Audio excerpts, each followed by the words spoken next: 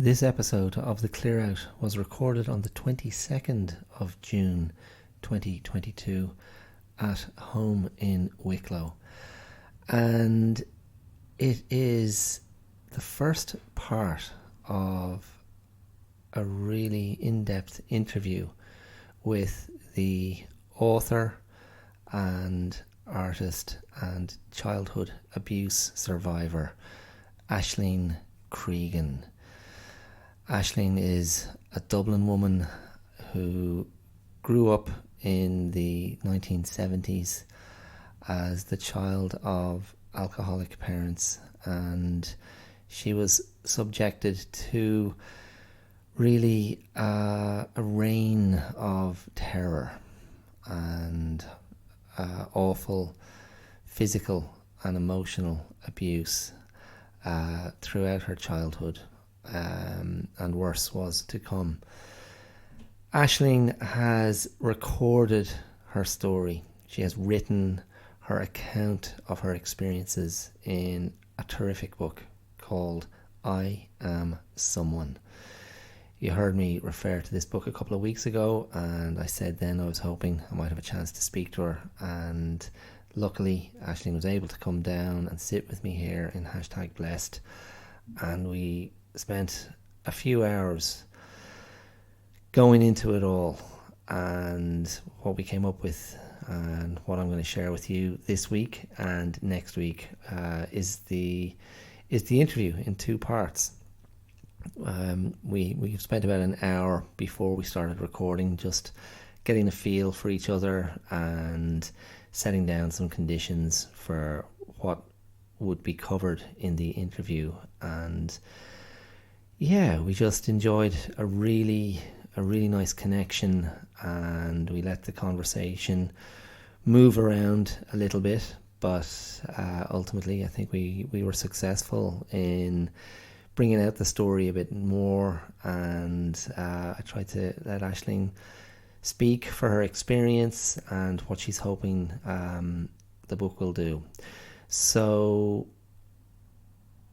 in this episode you're going to hear really us talking about the childhood primarily, and her journey towards a little bit of hope when she was in primary school, and we're covering some quite confronting material. Nothing is too explicit or gratuitous, but I am going to just give you a trigger warning. If you're someone who's had experience of abuse at any stage in your life, this could be something that you might find upsetting or confronting or challenging, but hopefully you'll also find it inspiring and moving and thought-provoking. I certainly did, and it was a great pleasure and a great privilege to spend that time with Aisling. And sure, you never know, we might I might end up having her on the Clear Out again at some point. So yeah, so here it comes. So this is me talking to Aisling Creegan about her life and her very recently published book, which is called I Am Someone, published by Gill Books, and you should be able to find that in bookshops around the country and in libraries around the country as well. So this is me talking to Aisling Creegan in the first part of our lengthy interview. I hope you enjoy it. Cheers. Not gonna change my mind, leaving the dream behind. Okay, so Aisling Creegan, you are very, very welcome to the Tell. That's how I refer to the podcast. It's a tell, it's not a show.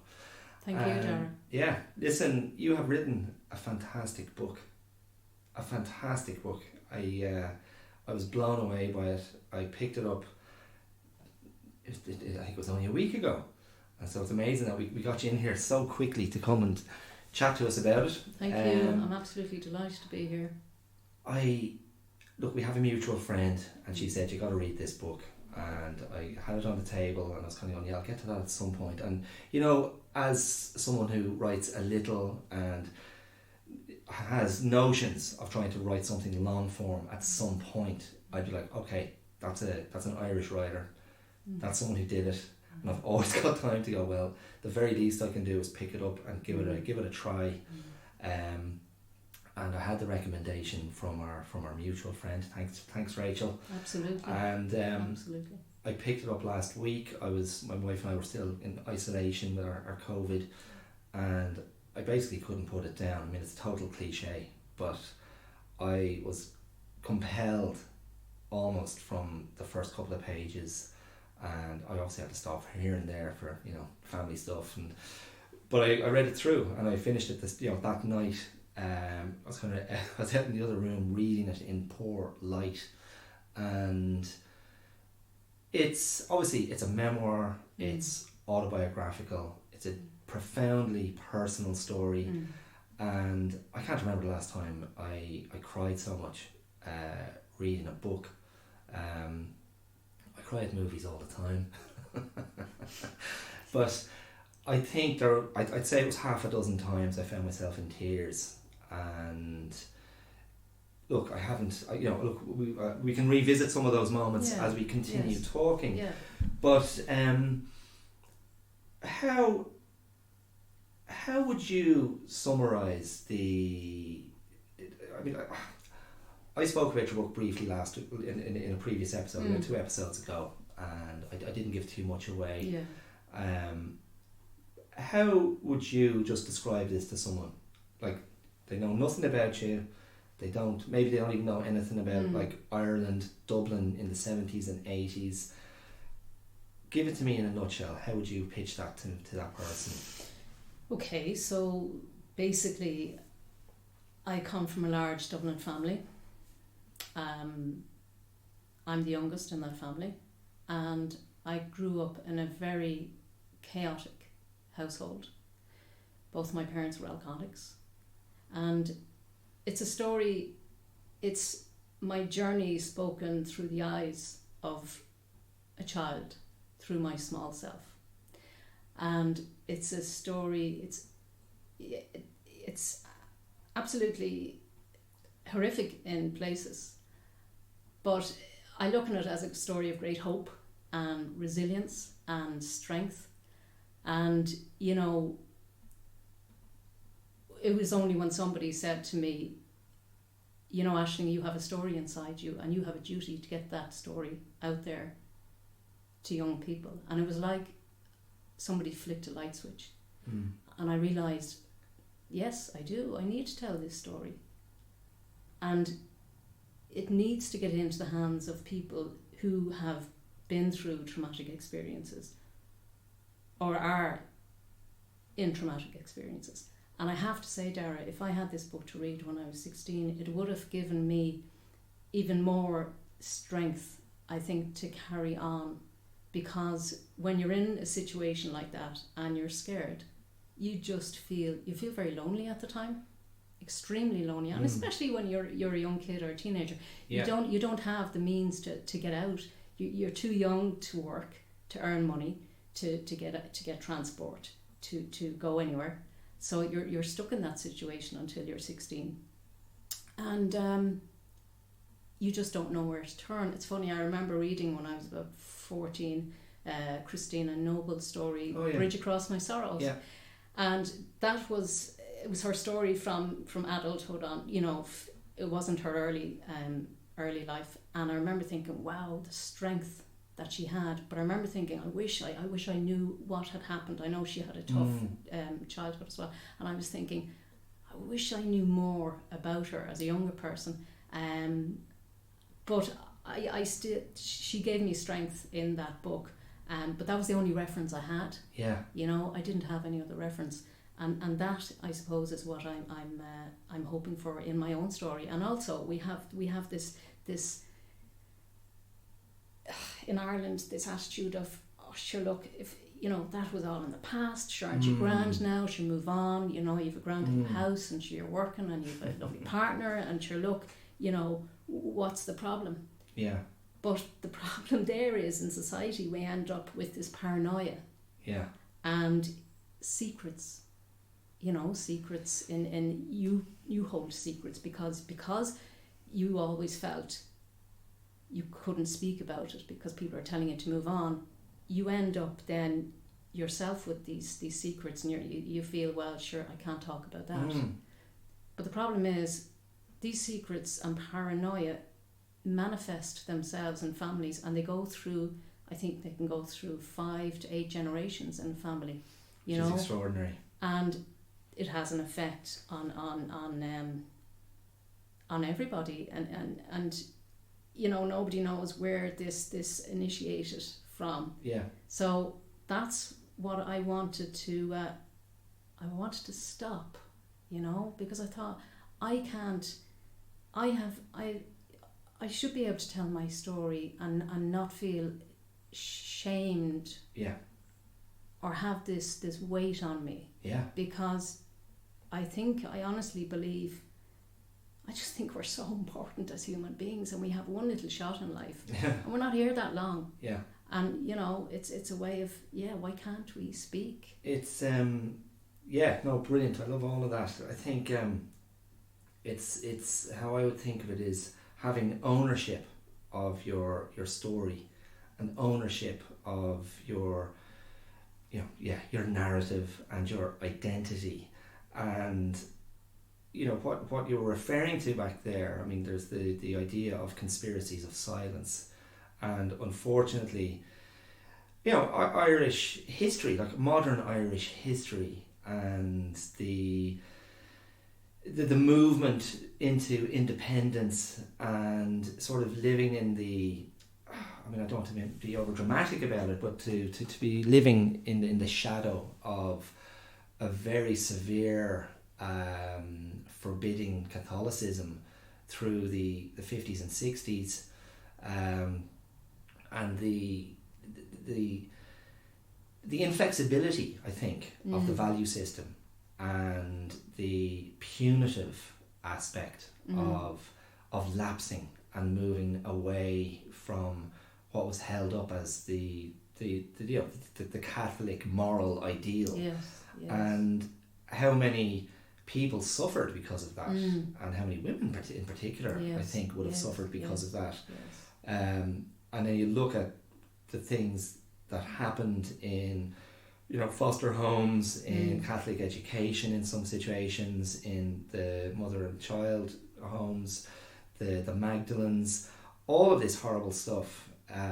These stories of abuse, and how, and it's something that it's something that you tap into in your book, and what you just alluded to when you were speaking before, the sense of people sort of looking away, and the sense of people not wanting to know and not speaking about it and not acknowledging it, and therefore you're rendered invisible, and you're rendered voiceless. Absolutely. And I thought, there's a very, one of many in the book, but there's a particularly, moving passage I felt when you're describing your father's funeral. And you're this small child, and you're looking up at all these people, and no one's really acknowledging you, and no one's really going, "Hey, you just lost your daddy." Yes. And you capture your. I wouldn't describe it as rage, but there's a your frustration of not being seen. It's so palpable. Huge, and particularly in the 70s. Look, the attitude towards children, you were more invisible, a lot more. You were told, to go here, to sit here, to stay there, to don't move. You weren't allowed to be given the voice that hopefully more children are now. Sure. You were just told to just stay quiet, basically, and yes. I think it may. I mean, I'm just thinking it through as you're saying that. I think it wouldn't have occurred to people, apart from maybe professionals in like psychology or if there was anyone working in kind of child behavioural science at that time, it wouldn't have occurred to the average punter on the street that there was an internal life in a child. That like adult life was the thing. Absolutely. And I mean, the thing is, in the 70s, society wasn't equipped in Ireland to deal with children as they are now. I'm not saying things are a whole lot better now, because of resources and all the rest of it, but society wasn't equipped in the 70s to deal with children going through very difficult situations. And obviously you were a child of the 70s. I was only a few years behind you, growing up 70s, 80s as well. Yes. And the point I was making before about the idea, I referred to the 50s and the 60s, and this iteration of Irish society that we look at images from them and we're like, my goodness, that was a different country, that was a different time, and that may be stating the obvious. You look at any country and you go back 80 years and you go, well, yeah, of course. Yes. But there was something about Ireland, this, the country on that, with the western extreme of Europe, the island separated from maybe more sophisticated parts of Europe and the world, separated by the Atlantic with, booming America, America, the sort of apex of modernity. And somehow we were this third world backwater, deeply conservative, and your parents, my parents, really, like, they were the children of that time, and that's what they grew up with. A very I suppose like a very rigid, oppressive society. Absolutely. And I mean, the idea for to progress in the, but look, I mean, my mother got a scholarship, to go and do nursing, and she couldn't do it because she had to stay and work in the family business. And I mean, that was right up until she went until she got dementia. She said to me, she said, I always resented that. And I honestly believe she would have made an amazing nurse if she was able to follow her dream. And maybe part of that has contributed to her poor mental health. And maybe that's where a lot of that anger and frustration was coming from. I'm certainly not condoning the behaviour, but I'm just saying it could have attributed to that and towards her alcoholism. But I think in Ireland, and look, it's just my opinion, that up until maybe recently, in the last 20 years, there was this thing of, sure, aren't you above yourself now? I mean, for my mother, who's in her early 90s now, to have gone as far as her leaving cert was huge, absolutely huge, and then to get the scholarship and all the rest. So I mean, she had those opportunities that so many other people didn't have, and when people did kind of move on or whatever in society, there was always this people winking and nudging to each other, and sure, who does your one think they are now? We tend to, and actually to this day, people tend to, and jokingly say, but it's not a joke. Sure, isn't it? You say, oh look, sure, I was away at the weekend there in Kerry. Oh, she isn't well for you. Exactly. She isn't well for you. It's but it's not a nice. No, look, I was talking about this. Sure, that's great. Yeah. I absolutely delighted me, Aisling. Or I'm going to get I'm going to change a car, and just sure, I'll get maybe one that's maybe 3-4 years. Sure, there's money. Yeah. Do you know, instead of saying, instead of this, we tend to do it. And actually, and I have to say, sometimes I even might catch myself doing, but it's not healthy, it's not good. We tend to be on that side of things. I know exactly what you mean. I was talking about this on... and is it a cultural, is it an Irish... I think it is. No, I was talking about this on don't get above yourself kind I was of talking about this on last week's episode, and I was talking about the Irish kind of predilection for self-deprecation. Yes. To just play it down. And I was making a joke. I was saying there should be a mental health campaign, a mental health awareness campaign that says it's okay to like yourself. Absolutely. And I kept escalating it, and my joke was, by the edge of it, saying it's okay to cherish yourself. Absolutely. And I said people would be vomiting at the sight of that billboard. They couldn't handle the idea. And I was just saying, if that's not an indictment of the national psyche of this damaged nation. But sure, Dara, look, it's like you know, if you're looking, you know, you come in wearing something, I don't know, if you're wearing a new suit or something, you know, and somebody might say, "Geez, that's a beautiful suit." We tend to, I think, as a culture, just from observing people, we tend to say, that's only an old thing, I have it for 20 years, instead of saying, "Thank you." Yeah. You know, you're looking well, thank you. But it's as you say, it's our psyche. Yeah. You know, it's our psyche, and that goes back to then this whole thing of secrets and, you know, don't get yourself out there. Stay in your little box. But staying in your little box is exhausting. It's tiring, and it makes us ill. It makes us sick because it manifests itself. And you know, if you can't get it out there verbally, or you know, through painting or writing or going up the field and doing your yoga or your whatever it is you're doing, singing, Irish dancing, it stops this flow. It creates inflammation in the body. I really do believe that. It just makes us ill. Well, it's, you know, like it's certainly one of the reasons I've ended up doing something like the podcast. It's why for whatever 8 years I wrote about emotional and psychological well-being on the blog. And I recognised I was achieving two things. One, it was just an outlet. Yes. And it was a way of, the way I thought of it was I was getting stuff out of my head. Yes. Understanding, you know, my emotional state, my psychological state. And I'm going to benefit from this. And the act of writing, the act of putting something out there, for me, I chose to understand that as a creative process. Yes. And then that was beneficial to me as well, because I hadn't been acting and I was kind of, you know, doing things that weren't really permitting an artistic outlet. Yes. And that you know, I've kind of managed to kind of scratch both itches. So I'll do a bit of writing and I'll do something creative. And even the way I do my podcast, it's rarely researched, it's rarely planned. I have a kernel of an idea and I'll just go, right, there's my window, go in, press record, it's organic. Go, let's see what happens. Organic. And it's organic, and you know, that can mean it might be a little bit flabby in places, it might not be totally kind of cogent, but that's life. For me, it's like, well, look, it's, you know, it's putting something out there. It's an outlet. It's, you know, I have the kind of pretension that it's a form of advocacy as well.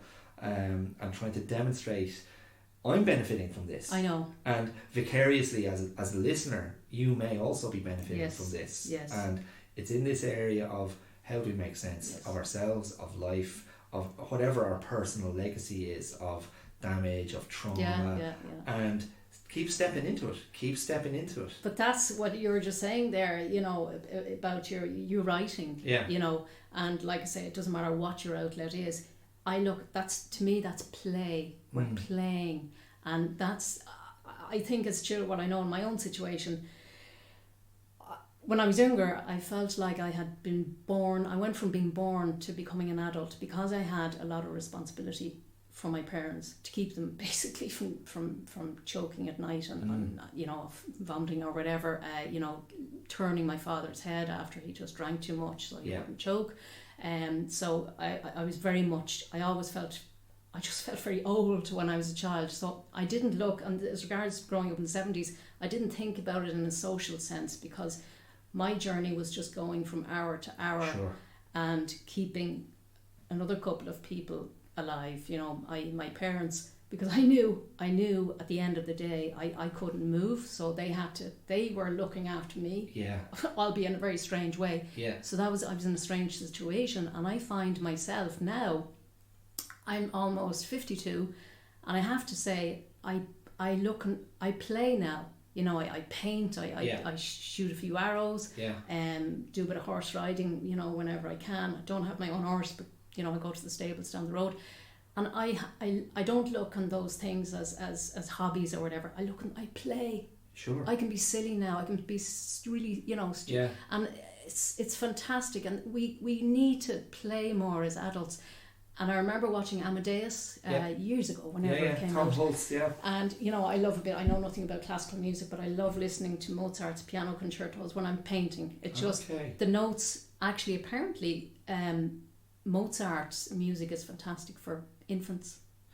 Yes. Because the notes, they're just, and it does something to my brain. I find a lot of music very jarring and disturb, even a lot of relaxing music. But anyway, I remember watching Amadeus and, you know, discovering how childish then Mozart was. Yeah. And I thought, yes, he's like that too.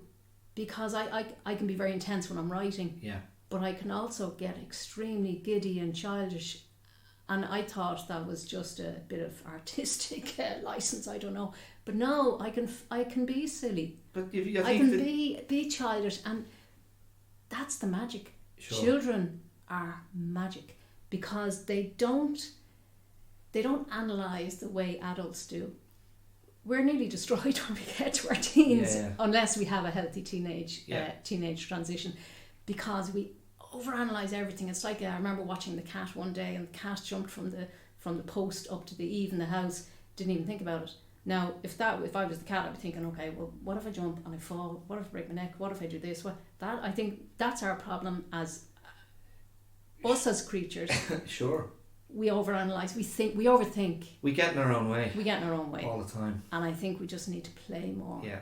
And I mean, like, what occurs to me. That's those bloody chickens. Great. What occurs to me, like when you're talking about that, to maybe go from, you know, being very intense and focused in the writing and presumably in the painting as well when you're doing that, and then to realise, oh, but this is actually, I could feel giddy, or I could be moving to a very kind of, you know, to something that's full of kind of levity and silliness. Yes. And so when I hear that, I'm like, well, yeah, but what we're opening up is a creative channel. Yes. And we're giving ourselves permission to move with, well, where is this taking me? Yes. And it's not necessarily about adopting the pose of, no, now I'm... because it's so important to be able to just kind of, you know, to move on the water. Absolutely. Of that creativity. And I mean, it doesn't matter what your creativity is. Even if your creativity is shouting or singing a song, get it out there. Yeah. Do you know? Get it out there. Yeah, that's not creative. That's just a pain in my ass. Now listen, I want to go back to this idea of play, because we haven't got into the kind of the meat of your story yet. We're kind of talking around it. Yes. Now, let's be, like, as you said at the start, it's you're telling your story through your childhood self, and the picture on the front cover of the book is this this grinning girl, you know, looking upwards, an old black and white photo. From, I presume this is from the mid 70s. Yes. You would have been what, 5-ish or so in that. I was actually about 6 there. Yeah.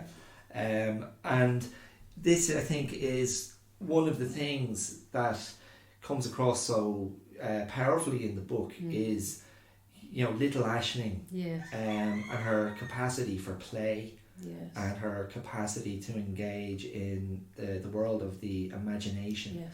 And obviously in the context of the harrowing situations that were happening in the household, this ability to play becomes more poignant, more moving and more evocative, because certainly as I read it, knowing, you know, getting a stronger sense of the story, you're kind of going, wow, like, this is the escape. This is the safe place. And one image in particular, you know, there's lots of great little scenarios of play and playing with the lads, you know, down the fields, and that's right, you know, ended up with the bike in the river, that's just right, by the strawberry beds and stuff like that. But I actually really liked there's something so tender and caring about you when you're finding the pebbles that had kind of fallen off the edge of the path or into the puddle. I can't remember the specific nature of it, but you'd be walking along and you go, oh, you know, there's the little pebbles. I was going to put them nice and gently back up here, back in a nice little safe place. And as I was reading it, I was like, right, so this is what Ash wants. Aisling wants someone to take her out of the puddle and put her up on the side of the path safely. And I just thought, like, it's heartbreaking, but it's also beautiful. And I think after I finished reading the book, I was reflecting on it over the next couple of days, and I was going like, this is it's a story of such triumph. Ultimately, that's how I felt. It was like, to overcome what you had to overcome. Like, this is a hero journey, to get through all of that stuff that was going on, and emerge at no little cost, but to emerge victorious. I was like this is a movie, and I was thinking, I remember, like, I showed the book to my wife, and she's like, oh God, I don't know if I could handle that. Like, I know that's going to be a tough read. And I was thinking, gosh, like, is this kind of, subgenre of Irish non-fiction, the harrowing memoir of, terrible childhood, and, something like Angela's Ashes, of course, it's this huge international phenomenon, and people take the idea, they take these kind of broad brushstrokes, and then they render them as kind of cliche and stereotype, and it does the stories a disservice, and I kind of thought, well, no, I mean, like, that's, maybe the way Angela's Ashes ended up being rendered as, as a movie, kind of affected how it was received, beyond the book, but I just kind of thought, well, hold on a second, like, how do we make this real? Like, how, I mean, if this was to become, and this is just me, this is like we're just being purely hypothetical here, but I was kind of going, well, look, all you need to do is be faithful to the book to make that a great story on screen. And if you can tap into some of what we were just talking about, almost the magical realism. Now, this has been touched on in other movies, like Emma Donoghue's Room, and the imagination of that child in captivity, but I think there's a parallel here in your story, and it's in a way, like, for me, it's the I don't want to say the saving grace of the story, because that kind of, in a way, invalidates or suggests that the rest of the story wouldn't be worthwhile, but there's something about, and you can speak to this now, there's something about your spirit in, little Ash. There's something about the spirit of that child that, in spite of how extreme her situation was, she was always kind of reaching for the light, is how I sort of felt it. And it comes across really clearly in the book, I felt. And that's exactly it, Dara. I mean, look, when I was a child, I was so scared. I mean, there were times when I used to, kids would go to bed and they'd pray that they pray that they wake up the next day. There were times when I used to pray that I wouldn't wake up the next day. And this was when I was a very young child. And, I used to keep a razor blade. That's right. Beside the bed. And I always knew that, well, look, you know what, if I don't make it until I'm 16, there's a way out. And I just looked on it. It was very kind of cut and dry. Well, it's either I'm going to do that or I'm going to stay alive. And there was a drive in me to stay alive, because I always thought to myself, I'm here for a reason. Even though my mother had this mantra, don't you ever forget, you're nothing, you never were anything, and you never will be anything. I always thought to myself, no, I am here for a reason. I didn't know what reason, but I knew I was here for a reason. And I just constantly drew and drew and drew. And in every single picture, I had this big yellow sun and the rolling hills, and this big, big, bright yellow sun. And that's what was keeping me going. The horizon, funny enough, I had this huge affinity to horizons and sunsets. And I was fascinated by, no matter how bad your day is, the sun is going to rise. And that was a huge motivation for me. And my imagination, actually, that was my safe place. That was my coat of armour. But I actually when I went into the roles of, Batman, Superman, Dracula, and I seriously, I actually became those people, and they were the people who could do all these magic things, and I was Batman. Yeah. Do you know? I was the detective, and those, you know, as regards to everything I came across had a pulse to it. You know, it's strange. No, it's not strange, but it's wonderful that you say there about the pebbles affected you. The amount of people who have said to me, "Oh my God, I was so struck by the pebbles in the laneway." And I actually looked on, and funny enough, to this day, I was only down in Kerry there last week, and you know, I came across it was actually a hedgehog on the road, and I had to pick that hedgehog up and put it over to the verge. You know, my dog killed a little bird, and I was so upset a few weeks ago. And like that, the bird was left on the road, and I had to pick up the bird, even though it was dead, and put it on the soft verge. So to this day, I need everything to just lay on something soft and be safe, even though the thing might be dead. Yeah. And the pebbles had a pulse. They were alive. To me, they were alive, and I had to put them on the verge. You know. And it's funny. We have a wormery in the shed. Yeah. You know, and every weekend I take the lid off and I'm putting in the peelings, and you know, the odd worm might fall out. I have to so gently get that worm back up and put it in. It's like it's not like I have this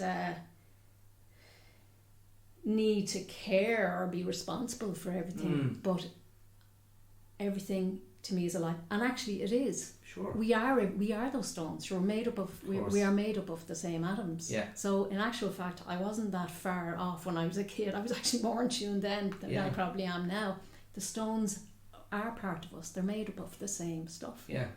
But yeah, the stones, and actually I have a huge big stone in my sitting room. It's a very flat stone, and whenever I feel I need to, maybe if I feel my OCD is getting a wee bit wobbly, I put my hand on that cold stone, and it kind of grounds me. Yeah.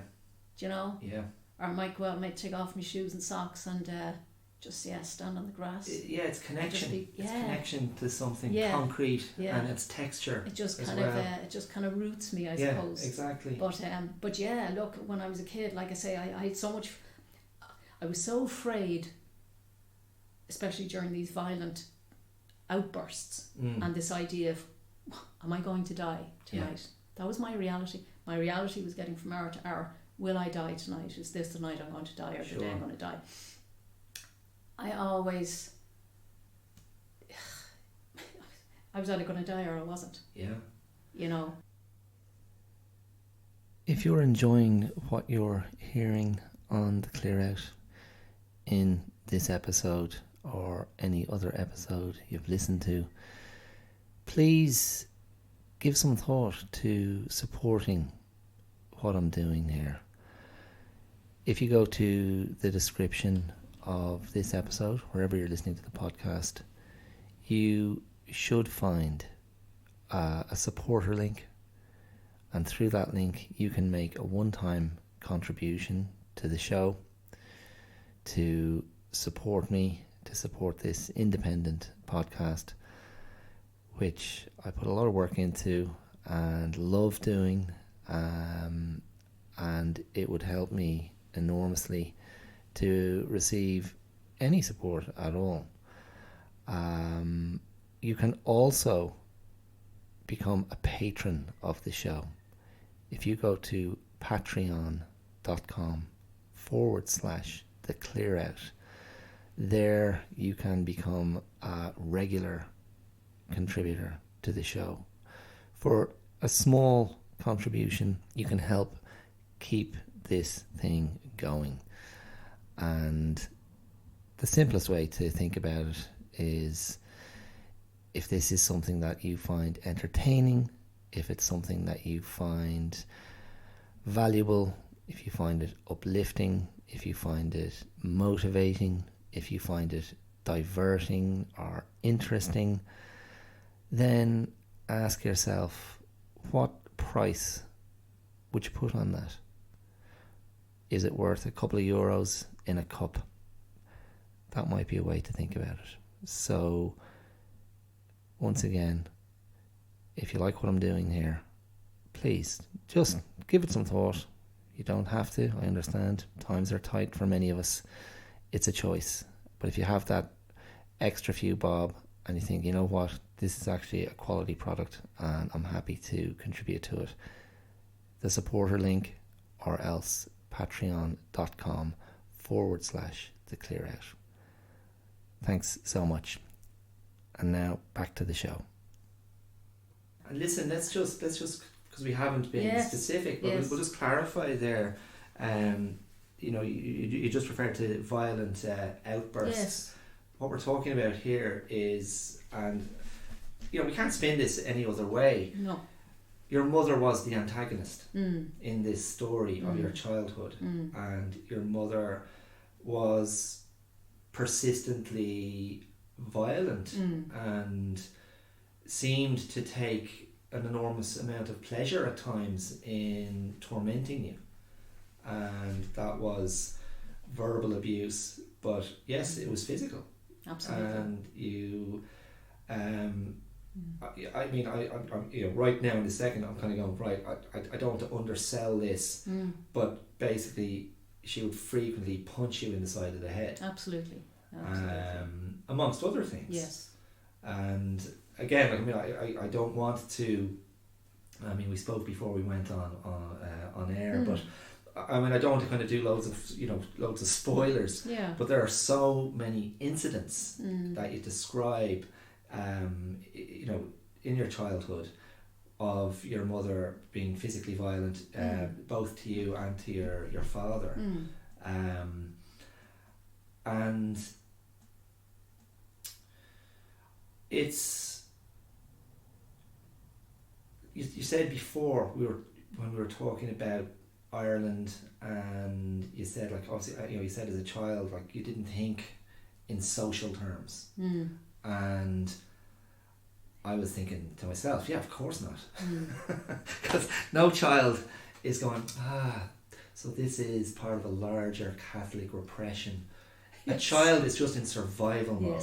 Yes. And a child is just like, what's going to happen next? Yes. And I think, yet again, you read the book and you're reminded again and again and again of, children's extraordinary capacity to survive and adapt. Yes. And to kind of front up with a certain amount of hope, which, the more extreme a situation is, you think there is no hope. And you're pretty close to the most extreme situations. I mean, I don't know what could be worse if you were a child soldier or something. But we are talking about horrific physical abuse, and ultimately in some of the, if it can get worse, horrendous instances of sexual abuse. Yes. So to me, I'm kind of going, like, you pick up the rudiments of psychology and child psychology, and you'll learn very quickly that there's something called ACEs, isn't it? Adverse childhood events. And they can be permanently debilitating to a child's development, to their brain function. Oh, absolutely. And we'll get there eventually, because you obviously found yourself as you emerged into later adolescence and your early 20s, going, I've got all these feelings and traumatic kind of aftershock that you couldn't handle, and you had to negotiate all of that. So I'll tell you what, there wasn't really a question in that. I'm kind of just trying to lay out, like, this is such a, these are defining aspects of the story, and this is the sort of the kind of the meat and bones of the story. Like, this is what you were dealing with. Absolutely. But it's strange, Dara. It's when things were calm and quiet in the house, it was nearly worse, because it was the waiting. Sure. It was the waiting. When's it going to kick off? And I found, strangely enough, the physical beatings I could almost handle. well, I'm deaf in one ear because of the physical beatings. Yeah. I also have other, I have some neurological issues also. Yeah. From beatings about the head. And, you know, I'd have problems with motion sickness, bright sense, a lot of sensory issues. Yeah. I find bright lights very difficult. I find a lot of loud noise very difficult. Sure. And yeah, like I say, it was the quiet moments. And I remember going to a friend's house one day, and you know, they were offering me some food, and they were speaking to each other. They were handing, Mary, would you like some of this? And these aren't their real names. Mary, would you like some of this? And John, would you mind passing the thing? And I'm thinking, it actually made me very unnerved and very anxious, because I thought, okay, when's it going to kick off? Yeah. When's this going to kick off? I actually felt more comfortable in my own home, because that was the norm. Yeah. I couldn't handle this other situation because it wasn't it just wasn't the norm. So yeah, that you know, that was the really strange. That's when I realised. I think I was about 12 at that stage, 13, and I thought to myself, wow, this is a different kind of a world that I'm in. And yeah, like I say, you know, it's the psychological aspect of my mother's approach to me, you could say, I found very difficult. You know, the night when, say, she was reciting Shakespeare. Yes. My mother was she was very high IQ. She was a very educated woman. She, you know, she loved Shakespeare. She loved reading. She was an avid reader. And you know, she'd be reciting Shakespeare, and it would get louder and louder, and it could go on till 2 or 3 in the morning. And in the end, I remember just getting so frustrated and saying, just go to bed. Yeah. You know? And I'm not going to spoil it, but yeah, she followed up on that, and it was quite an experience. And this, I think, again, we're not going to spoil too much, but like this was a like your mother's modus operandi seemed to be driven to. It didn't seem to be haphazard. She seemed to be very specific and know exactly what she was doing when she chose to punish you or just keep you in place. So apart from reminding you you're nothing, you never will be, I can get you anytime I want, threatening you with the butcher knife, That's that right. story of when she was tenderising the meat in the kitchen, That's right. you know, and what That's happened right. next. That's right. You know, taking you to the church, to the confessional, That's that right. story. That's right. And then one story that it's sort of it's this kind of reprieve from all the horribleness, where your mother surprises you and says, let's go and get a new bicycle. That's right. And off you go up north.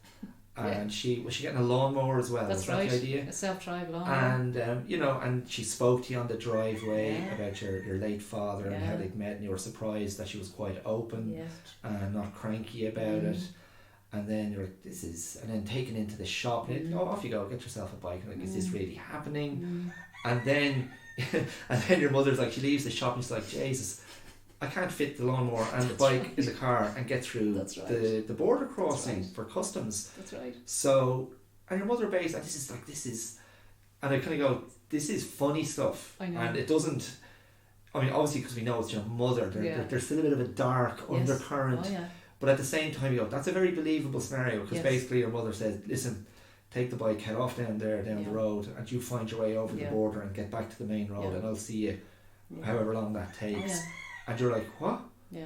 And you're set off, and I'm coming up, but you can imagine a lot of Irish parents doing that. I was just going to say, Dara, look, in the 70s and 80s, it was like, get out and I don't want to see you until after dark. Well, yeah, what the Americans call latchkey kids. Yeah, and you know what? In a sense, I think there was great freedom in that. Yeah. To put a lightness to it. Well, imagine if you didn't have that freedom. If you hadn't had that freedom and weren't able to get out the fields and go off and muck around with the lads. Well, to be honest with you, I don't think I would. I think I could well be incarcerated now at this stage.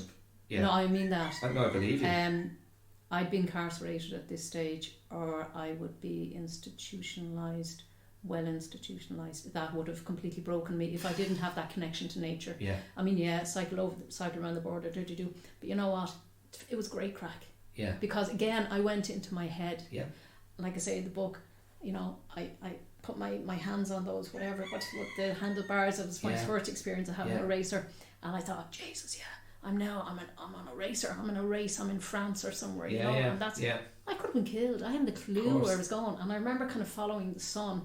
That was the only like you didn't have sat nav. There was no mobile phones. You're on your own. Isn't that gas? And you know what? Yeah, asked a few people, where's the road to Dublin, and I was just lucky. Nobody threw me in the back of a van and took me off somewhere. Off I went, and I got there, and sure, mammy was. But imagine the thing is, you know, at that time, in a way, people probably wouldn't have thought twice. Like nowadays, someone would go, "You're coming with me. We're ringing, social welfare, we're ringing child services, we're ringing the guards, and where's your mammy or where's your daddy?" But again, like I said earlier, society wasn't set up. Yeah. It wasn't equipped to look out for red flags like that. Yeah. You know. But you know what? It just shows you, Mammy. I mean, she was hugely independent, Dara. You know, she really, really was. And I mean, she kept the house going. She worked full time. There was never a bill left unpaid. Yeah, you said that. You know, very responsible financially. So independent. She never looked for anyone's advice. And I have to say, I really admire that about the woman. While she had huge mental health issues. Well, I think this is what's so interesting about the story, because it would have been far less. It would have been just as harrowing, but it would have been far less interesting if you just kind of demonized your mother, and it would have just been this kind of one-dimensional villain. But actually, she's, you know, you do a great job of humanizing her, and I think it's a great testament to your own character and your own journey, that you were ultimately able to step back and go, you know, I see where this has come from, and to, you know, your compassion is very clear. And I think what I like about that is there's a complexity, and there's nuance, and there's grey areas, and there's inherent conflict within that. But to me, that speaks to the reality of trauma and the reality of toxic familial relationships, and it speaks to how difficult it is to negotiate your emergence from that with a level of functioning emotional intelligence and self-compassion. But what and I feel that you managed to achieve that, which is phenomenal. Like it's extraordinary. Dara, I was very lucky. Yeah. You know, this isn't, you know, and I'm aware that I'm very, very lucky. Well, number one, to have come out alive, but to come out alive and to have followed the path that I want, the healthy path that I wanted to follow. I always knew that this situation was not right, that it was not normal. I don't know how, but I just knew this was not normal, and this was not the life that I wanted. I did not want to go down the same road as my mother or my father. But I have to say, I did a huge amount of work before I did my BSc in counselling and psychotherapy. I did a huge amount of. I was the client. I did go for an awful lot of counselling years ago. Actually, after I had a breakdown on the M50. That's right, which you describe in the book very well. And I went for a huge amount of counselling, and through that counselling, which was completely unexpected, came from nowhere, I forgave my mother. And I can't describe the freedom that has given me. And a lot of people find that hard to understand. They say, how could you possibly forgive? You know, how could you? Well, if I didn't forgive, I was just going to end up with this horrible weight, and it would have just, this bitterness and anger. I would have been, I mean, look, I have, you know, I've lots of OCD. I used to have a lot of panic attacks before, but I was also I could have been quite, I used to get terribly frustrated and angry, and look, I used to punch the walls, Yeah. solid walls, when I was a teenager, and it was great because, well, it wasn't great, I damaged my wrists, but nobody could hear me. Yeah. So I had a huge amount of frustration, and if I wasn't lucky enough to forgive my mother years ago, where would that have frustration have manifested itself? It could have, it could have come out. It would have just come out very negatively as I got older. Well, you're if you don't manage to achieve that, that forgiveness, you remain tethered to all of the beats of the trauma. Absolutely. All of the anger, all of the rage, Absolutely. all of the fear, the anxiety, and it's the way I think about it is, if you can't get released from that, you're allowing it to define you. Do you know what? That's the secret. You nailed it there. Because by forgiving my mother, I was able to completely see her as a separate person. Sure. And in seeing her as a separate person, I was able to see her as a human being, as somebody, flesh and blood, who had her story. Yeah. And I wanted to validate herself as a human being, not demonize her. Yeah.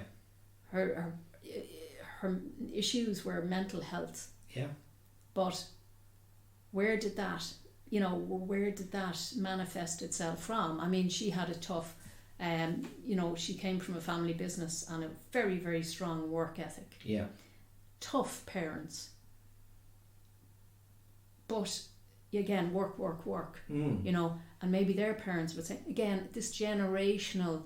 But that ended up being a strength of your mother's, though, didn't it? It actually did. But in a sense, maybe I got some bit of my strength from my mother and her independence. Yeah. In a strange way, But what I wanted to break by writing this book was that generational bitterness, that anger, and that's why my forgiveness of Mammy, I can now visit Mammy and sit with her. As an older, I don't see her, I don't relate to her as a mother, and I never did, because my mother, I don't ever remember my mother hugging me or there was none of that. So I have no how would you say, I have no marking point. I visit her as an older person who needs company. Yeah. And I chit chat to her, and it's absolutely fine, it's fine. It's I can separate the two. I can separate the person I visit now to the person that I lived with. But the effects, the physical effects, psychological effects of my experience will be with me forever. Yeah. And look, I'm just lucky to be alive. Oh, you are. Just to go back to your mother for a second. Now, obviously, they're late in the story. There's a bit of a revelation that, in a way, it's not the whole story, but it gave you just a bit of a piece of the puzzle that allowed you to go, okay, this was one of your mother's traumatic events. We don't need to reveal that here. I think read the book and find out. And it wasn't, that particular event wasn't uncommon, let's say, at that time in Ireland. I'm kind of hinting at something there, but I found myself kind of thinking, well, and you sort of alluded to it there a second ago, what was at the root of her anger and her mental health unwellness, her mental health kind of dysfunction, and what fueled the rage, what fueled the desire to inflict violence, what fueled the desire to sort of obliterate herself in alcohol habitually, because that, to me, you've got this whole other side of your mother that's like highly functional, as you said. Absolutely. The high IQ, the family business background, fiercely independent, fiercely capable, educated, and I found myself in the reading the book, and I was kind of going, I'm trying to kind of psychoanalyze your mother as I'm reading the book, and kind of going, this resentment, like, did she feel Irish society has kind of thwarted me. It won't let me go any further. I should be X, Y, Z. I should be elsewhere. Maybe I could be in England. Maybe I could be, you know, running a section of a hospital as the head nurse. And, you know, she'd had her other children and you were still there. She'd lost a baby before you came along. This, you know, you offered this sort of idea that, you know, as a child you're thinking, Jesus, you know, maybe I could have had a little ally, maybe I could have had that older sibling to kind of keep an eye on me. We, you know, we would have been a little team. Maybe it would have been, that would have been a different dynamic. So maybe your mother was channeling, you know, grief. But one idea I had, I was kind of going, you know, your sunny disposition, let's call it, if that's not too naff, but like your evident ability to find joy, your evident love of nature, your playfulness, your openness, your relationship with art, the lovely relationship you depict with your father. All of that's there. And to me, if you're an unhappy person and you're looking at, you know, let's call you a product of that person, I would just find myself wondering again and again, like, was your mother resentful of your resilience? Was she resentful of your happiness? Was she resentful of your natural kind of disposition towards maybe positivity, optimism, openness, playfulness? I wonder if that was in the mix. It's like, I'm not happy, you're not going to be happy either. Absolutely. And I think that's where the mantra, don't you ever forget you're nothing. Yeah. You know? Yeah. Because, you know, it just struck me when you were saying there, is, you know, I won't say too much actually, but well, yeah, look, I will. I was diagnosed as mental handicapped when I was 10, mentally handicapped when I was 10. It was a misdiagnosis. Did they say handicapped or retarded? It was mentally retarded. Yeah. Like an extraordinary absolutely kind of misdiagnosis. The problem was I was just very quiet in school. I was crap at reading and writing. I didn't know my address, but the only reason I didn't know my address was because I just didn't go in the front door. I went in the back door, so I actually didn't know the number in the house, so I wouldn't mind that. My reading and writing, the problem there was I was actually so scared constantly that by the time I got into school, Dara, I was actually exhausted. I was physically exhausted because I was probably awake half the night trying to keep daddy alive or mommy alive or whatever it was. I didn't, by the time I got into school, I was so scared I actually couldn't take in education. I couldn't relax enough to take in what the teacher was saying. So after I'd been diagnosed as mentally retarded, I was very, very close to being, put into an institution. Yeah. And if I had been put into an institution within 6 months, I could have been rocking in front of a television screen and I would have been dependent. Maybe I could have had people feeding me or whatever. But on the back of that diagnosis and the special... remedial... Exactly. Now, I was just coming to that. Yeah. There was and I don't know what they called it in the 70s, and then it was remedial learning. But anyway, this teacher stepped in to give me remedial classes. And I will never forget. Funny, I don't remember the content of the classes, but it didn't matter. No. It didn't matter if we sat there for half an hour and did nothing. Now, we did a lot, but it didn't matter. It was the fact that there was a constant. This woman was in the same room, at the same time, at the same day, every single week. And that's all I needed, was a constant. And she gave me her undivided attention for that, whatever, half hour. And it was just about herself and myself. And that's all I needed, was somebody just to give me a little bit of undivided attention. Now, that within I can't remember, but it wasn't long, I excelled then in reading and writing, because she reinstilled in me my faith in human beings. Yeah. Now, my siblings did their best, absolutely. They did their, but the thing is, they had their own lives, and they were trying to survive themselves. There was only a couple living at home when I was, 9 or 10 years of age, and then they were by the time I was 11, everybody was gone. Yeah. So there was no way was I going to ask my mother or father for help or support with homework or anything like that. So I just didn't have any of that at home. But the point I'm coming to is the day I went to the remedial teacher and I said, okay, I'm here. And she said, no, Aisling. She said, will you help me set up today? And I said, why are we not? And she said, no. Yeah. She said, you don't need to come to me anymore. Yeah. When the bell rang at the end of that day, I burst home, and I remember running in the back door, and I said to my, don't need to go anymore. Yeah. And I got a mug of tea thrown at me and smashed against the door, and I was lucky enough that I was able to dodge it and I ran out. Yeah. But it didn't matter. I thought to myself, doesn't matter what Mammy thinks. Yeah. Wow, I'm like everybody else now. I'm not mentally retarded. Yeah. Do you know? Yeah.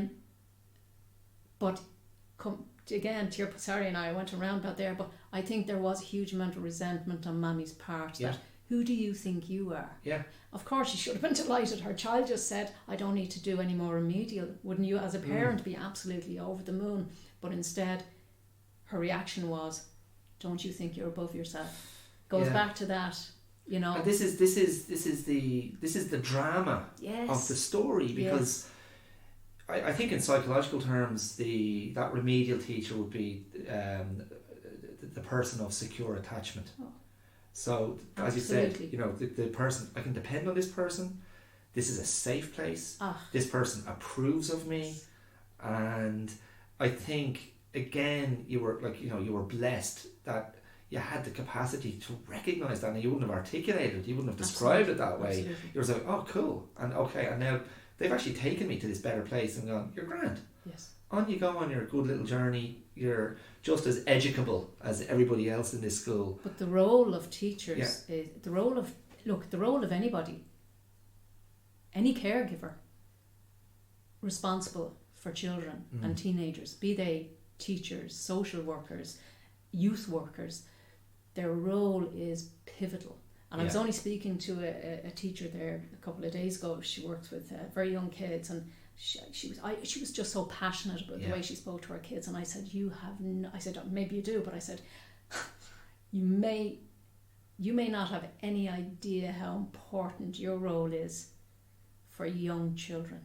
Sure. And it could be just that one kind word of encouragement. And that was the thing that my remedial teacher gave me. It was that encouragement. Encouragement. You give a child a little bit of encouragement, and it just weighs so much. But it comes back to what, you know, when we spoke earlier about that feeling you had of being unseen and ignored at your father's funeral, and when the adult world kind of turns its gaze and goes, I see you. That's it. And that's it. It might only be a beat. It might only be a moment.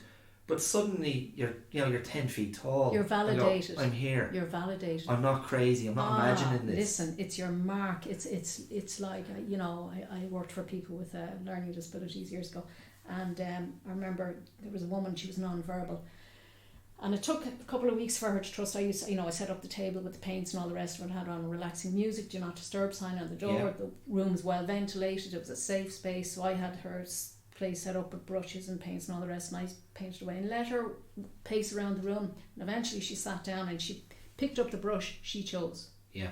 She dipped it in the colour she chose. Yeah. And she just made a mark across the page and looked at me in the eye and laughed.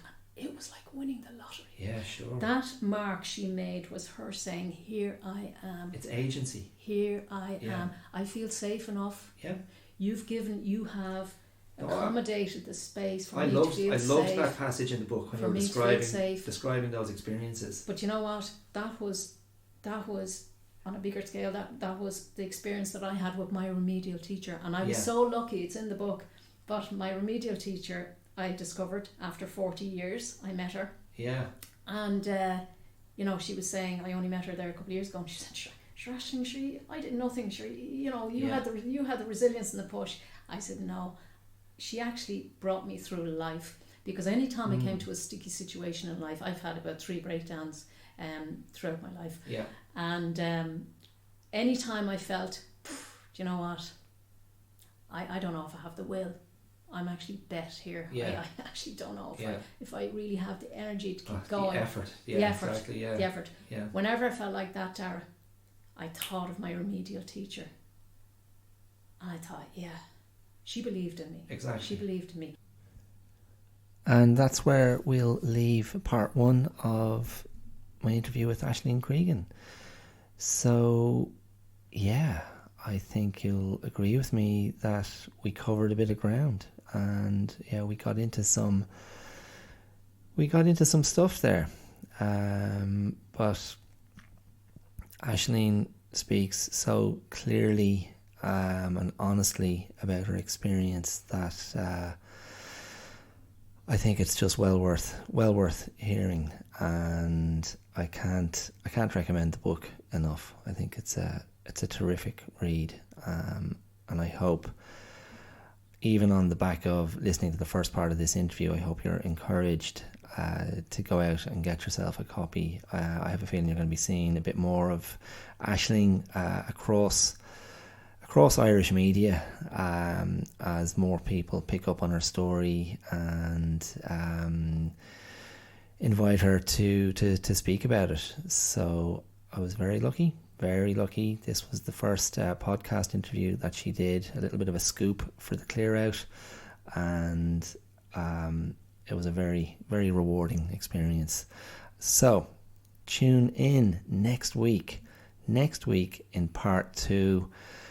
We're going to cover more of Aisling's story, her journey into sort of late adolescence and finally finding a bit of independence from her mother, going to art college, being in her first long-term relationship, and then negotiating her sexuality and continuing on her journey through life as this great example of resilience and courage and determination and survival. So tune in next week for part 2 and hear myself and Aisling bring the story to a conclusion. I'll see you then. Don't forget, as always, you can reach out to me and to the Clear Out on social media. You can find me on Instagram and Facebook and YouTube as the Clear Out Podcast. You can find me on Twitter at the Clear Out 2, and if you care to send me an email, you can do so at theclearoutlive@gmail.com, and I'd welcome your comments, your feedback at any time. If you like what you hear, please spread the word. Please pass this on to someone else you think might enjoy it, and spread the love. Great stuff. Okay, thanks very much. Thanks for listening. I hope you enjoyed what you heard today, and come back next week for part 2 of the interview with Aisling Creegan. All the best. Mind yourselves. Take care. Bye.